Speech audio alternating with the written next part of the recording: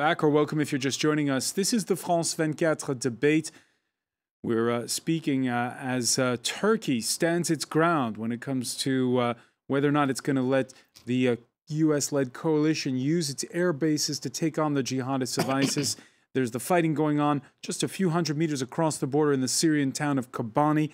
And airstrikes, not against the jihadists who are trying to take over that town, but against the Turkish Kurdish separatists of the PKK. With us to talk about it, he's a former member of the Turkish parliament for the ruling AKP, Suat Kılıçdaroğlu of Turkish think tank Stratum. He is in Washington, as is Syrian Kurdish affairs columnist Mutlu Civiroğlu.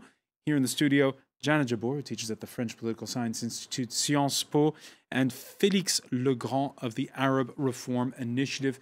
You heard at the outset of the show Turkey's president rail against modern-day Lawrences of Arabia.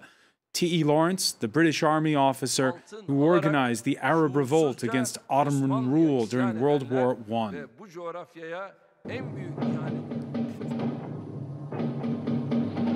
Who is he? Petru.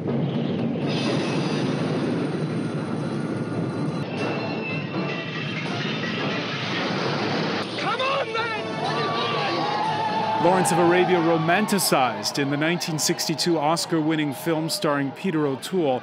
But of course, judging from his remarks at Marmara University in Istanbul, that's not Recep Tayyip Erdogan's view of history. At the beginning of this century, there were many foreign spies in the Arabian Peninsula, like Lawrence of Arabia. Lawrence of Arabia, who almost looks like an Arab, was an English agent. Today, we are seeing new Lawrences in the region, coming from other countries disguised as clerics, journalists, or aid workers. Unfortunately, there are actors who are benefiting from the region's instability and insidiously siphoning off oil at the same time. Insidiously siphoning of oil. Who is he referring to, Jana Jabor? Well, first of all, I must comment on this speech. I think that here Erdogan has made an excellent use of public diplomacy. Erdogan was simply trying to win the hearts and minds of Arabs and Kurds alike. I mean, by developing this conspiracy theory and by accusing the West of drawing a new Sykes-Picot agreement for the region. Sykes-Picot was that secret deal in 1916 between the French and the British to carve up the Middle East. Exactly. So by developing this discourse, he's trying to appeal to the Arab and Turkish masses who are very, very sensitive to such a type of discourse. So, I mean, we can learn from Erdogan's public diplomacy in this sense. But who is he talking about when he's talking about petrol smugglers? Anyone who's against him, basically. But I think this is quite surprising that he's talking about oil smugglers because, I mean, oil smuggling was happening under the eye of the AKP government. So why doesn't the AKP just stop this oil smuggling along the Syrian-Turkish border? Suat Kılıçdaroğlu, what's your interpretation of the remarks we just heard from Turkey's president? Look, I think Erdogan is very aggressively entertaining the sort of paranoia that is existing in the region. There's this widespread sort of concern and doubts about, you know, intentions and motives of foreign actors. So, as I said, he's very much tuned into the domestic discourse where he has to handle two things at the same time. At the one hand, he has to manage Turkey's image in the face of Kobani being attacked by ISIS and make sure that ISIS doesn't threaten Turkish targets. On the other hand, he also has to take care of the continuation of the peace process with the PKK. And these two seem to be mutually exclusive. But who is he referring to? Who are these enemies from within that he's talking about? Well, I mean, you know what sort of language he's been entertaining since the Gezi Park protests. Anyone who is these days in Turkey is opposing the government or writes columns or, you know, expresses views that are critical of the government's behavior are instantly now labeled as traitors, as foreign agents, as ill-intentioned actors. So I think this is very, the Turkish public has almost become used to this discourse. That's how he labels it. That's, I think, his way of how he views politics. In his speech, Erdogan pouring scorn on what Jana Jabor was referring, the secret Sykes-Picot deal of 1916, where the British and the French drew up the modern-day map of the Middle East. On that score, let me put it to you, Félix Legrand. Erdogan, am I interpreting it wrong? Is he sharing the view of ISIS, in which the borders are artificial? Because that's their claim. They've set up a so-called caliphate, but that runs between Syria and Iraq. No, I don't think we can say that Erdogan is sharing the view of ISIS on this. I think it's a very common thing in the Middle East to blame anything on Sykes-Picot. Of course, a lot of problems are due to European colonialism and the conspiracies, but everyone basically blames everything on Sykes-Picot, so it's not surprising from Erdogan. I think he's pointing out more when he talks about these spies who might want to do another Sykes-Picot in the region. He's pointing out the people who are tempted in dealing with the separatist Kurds to fight ISIS, and maybe that will lead to another split in the region. So yeah, I think he's pointing at them. One comment coming in from one viewer: it is the Pakistanization of Turkey that will have consequences that will last for decades to come. Isn't that a bit strong? Yeah, I think it might be a bit strong, but it's true that I think Turkey is underestimating ISIS threat, and by focusing on short-term priority, which is the fight against the PKK, or at least trying to weaken it within the Syrian conflict. I think Turkey will have to face a very serious threat coming from ISIS. All right. By the way, let's talk for a second about Paris. The French backing Erdogan's call last week for a buffer zone, but the president this Tuesday also urging all parties not to let Kobani fall.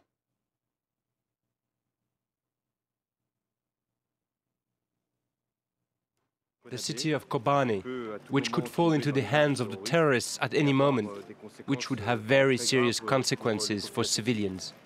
And Turkey absolutely must open its border. Via Turkey or via other routes, we must bring support to the Syrian opposition. As it happens, they are Kurds, but they are Syrian Kurds.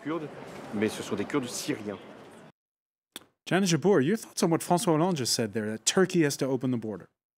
Well, Turkey would never answer to the respond to the demands of the West, because I think that the main lesson we can draw from developments happening in Kobani today is that Turkey has become an independent, autonomous actor in international affairs. Turkey is simply acting according to its own national interest and according to its own threat perception. And for Turkey today, ISIS is a less dangerous threat than the Kurds, and then the possibility of the emergence, the establishment of a Kurdish independent entity. So the Kurds for them are the bigger threat. Suat, do you agree? Well, there's a point in it. I mean, many people are concerned of a repeat scenario of Iraq, whereby a new Kurdish entity would spring up in northern Syria, and this, has obviously strong repercussions in Turkish domestic politics. But I think, what the Kurdish government right now fails to see is that this position is actually strengthening the sense of the Kurds' nationalist aspirations. And, there's obviously a lot of sympathy in the international community now for the Kurds.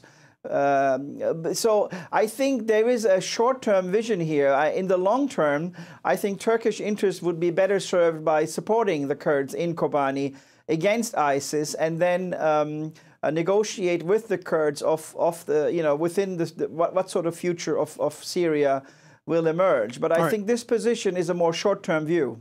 All right, the Kurds have more of an interest. But let me put this to you, Mutlu Jivirolu. The accusation against the Syrian Kurds by many is that just as the Assad regime has given the jihadists a wide berth, so too Syria's Kurds have given Assad a wide berth, siding with him say, critics. So it's not an easy thing for Erdogan to side with the Syrian Kurds now.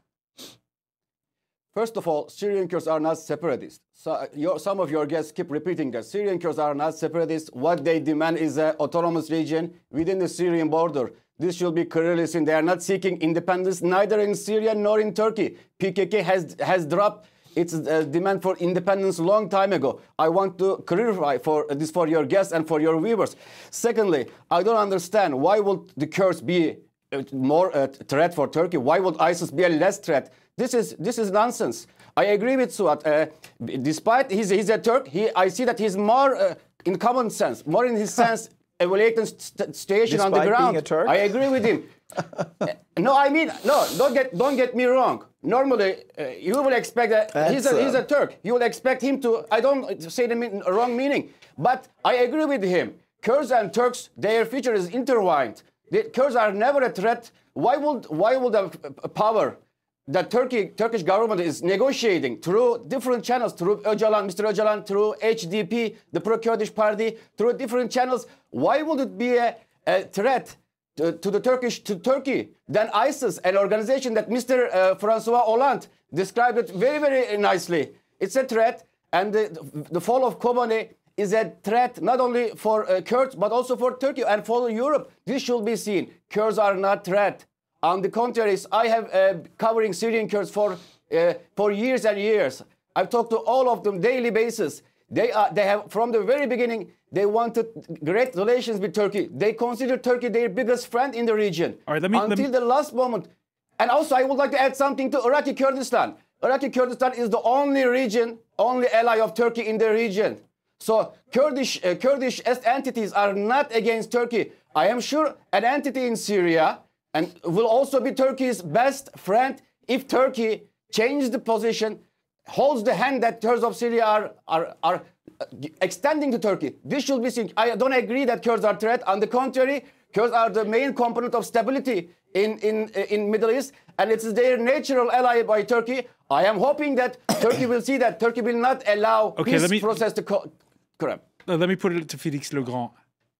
Objectively speaking, even if the Syrian Kurds agreed to the conditions of Turkey's president, how hard is it for Recep Tayyip Erdogan to back the Syrian Kurds? Well, I don't think it's very difficult. I think some of the conditions he has put are not acceptable for the Kurds in Syria. However, I think the clash between ISIS and Turkey is inevitable, and both the PYD will need Turkey and Turkey will need the PYD to fight ISIS. I think there are indirect way for Turkey to back the Kurds and the Syrians in general against ISIS. There are an increasing number of FSA groups fighting along with the Kurds against ISIS, including in Kobani, and they could very easily support these FSA brigades, and for example, they could open new fronts against ISIS in different areas to. So you're saying that's coming. Yeah. But when? We have one remark coming to us on Facebook from Paolo, whose side are the Turks really on? When do you see the Turks giving the green light? Susan Rice jumped the gun last week. Yeah, I think the Turks are having for the moment a very short-term view on, as your guests were saying, they see the PKK as their main threat. Even if it's true the PKK is not anymore officially separatist, they don't want to have to deal in a peace negotiation with a strong PKK. And now the PKK has gotten much stronger. They've been resisting efficiently ISIS in both Syria and Iraq. And now I don't think that the Turks are very eager to do anything about Kobani. If Kobani falls, it's not a big deal for Turkey. I think they won't let Aleppo fall, for example. I think if Kobani fall and the next target for ISIS is Aleppo, they would probably move. They would probably do something. So you're saying the Turks would move in if it was Aleppo, but if it was Aleppo or even Azaz, the other border.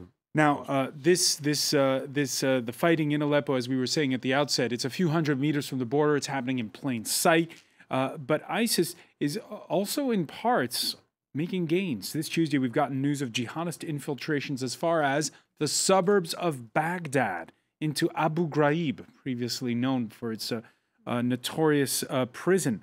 And are you surprised, Jana Jabbour, at the resiliency of the jihadists? Exactly.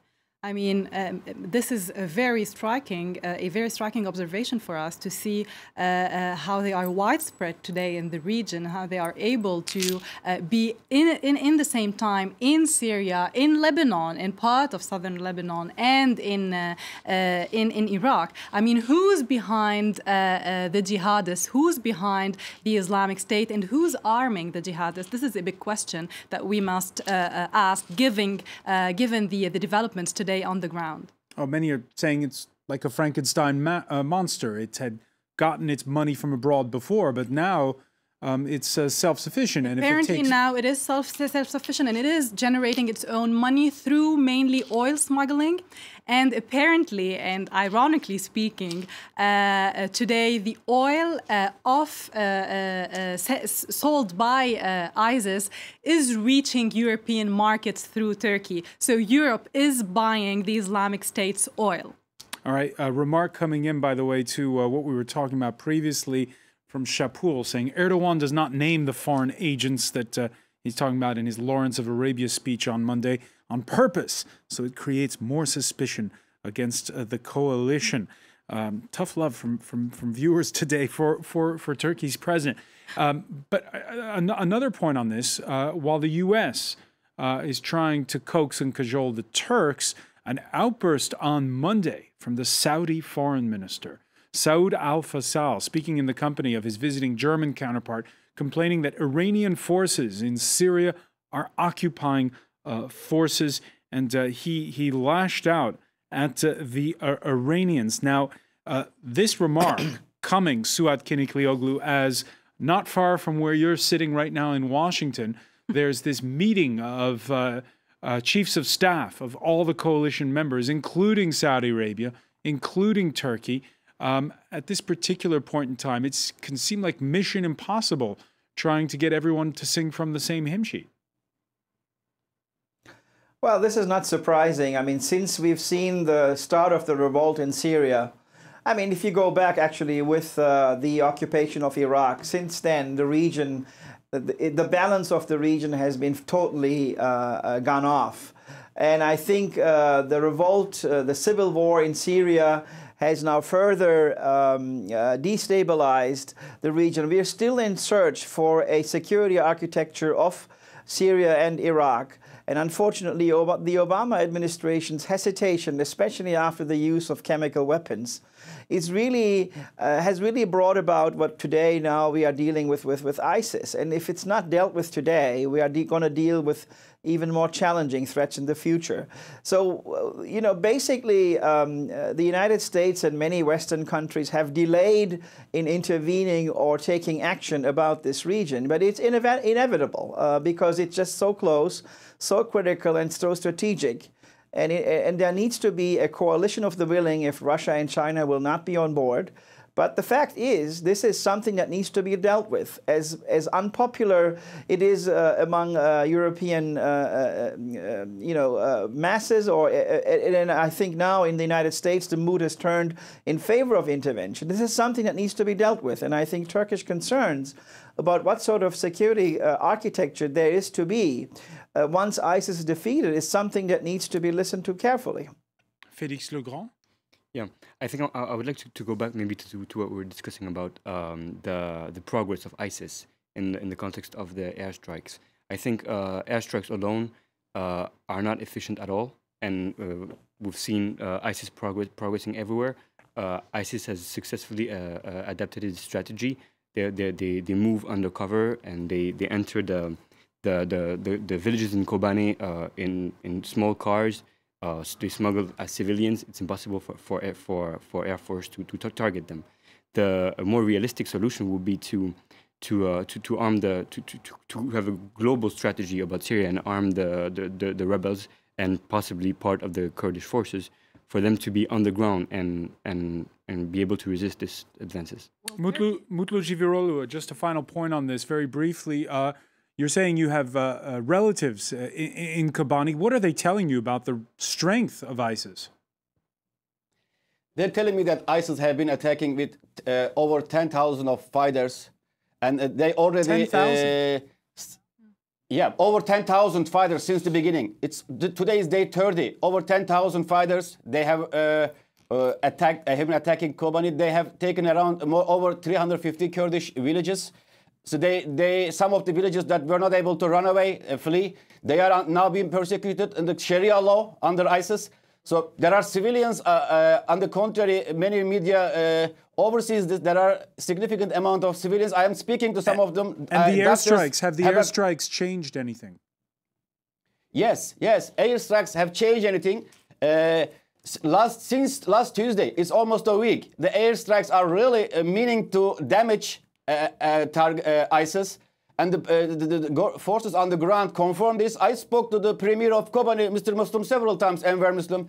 He was saying that it has brought positive outcomes. Yes, they are working, and especially last 2 days, coalition strikes are really ongoing and very, very effective. This shows that things are really can be changed. But I will agree with Felix that the YPG needs some heavy weapons. They are fighting with Kalashnikovs against the Humvees, Abraham tanks that ISIS seized from Iraqi army. They don't have efficient weapons to neutralize this threat. If YPG and FSA, the groups that are the secular FSA groups, moderate FSA groups that are fighting alongside the YPG, if they provided effective weapons, I'm sure this can be stopped. Because I want to emphasize once more. Mutlu Jivirolu, I want to thank you. Yes, I want to emphasize just once more. Very quickly, because we're out of time. It has been 30 days.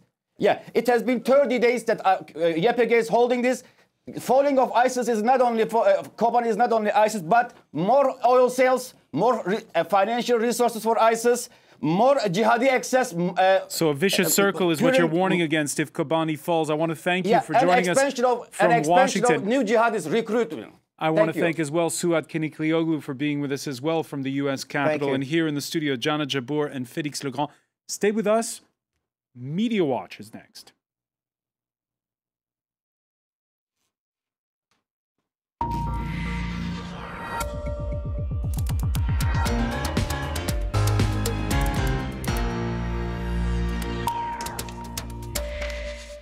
And for our Media Watch segment, we say hello to James Creedon. Evening, Francois. So on the topic that you've been looking at this evening, quite a lot of buzz online, a lot of reaction to, in particular, the speech given by Recep Erdogan. So let's take a look at some of those reactions online. A lot of them critical. I suppose I was looking mostly in English. I mean, depending on where you search for the reactions, you're going to get a variety of insights. A menacing insight into Erdogan's policy. That is a reaction from Peter Osborne, who's the chief political commentator of the British London-based Daily Telegraph. It's a pity, I think, says Andrew Duff, that Erdogan prefers psychopathic Sunnis to the Kurds. I presume he's talking just about a certain portion of the Sunni population. Kurds were also Sunni, by the way. Right, well, this person perhaps not getting the entire picture there, but saying that the EU will not forget this. I'm not sure Mr. Erdogan is so concerned. An MEP, so. Right, and perhaps Recep Erdogan's priorities are now turning elsewhere. We feared it was coming, and here it is. Turkish president blasts foreign journalists as spies.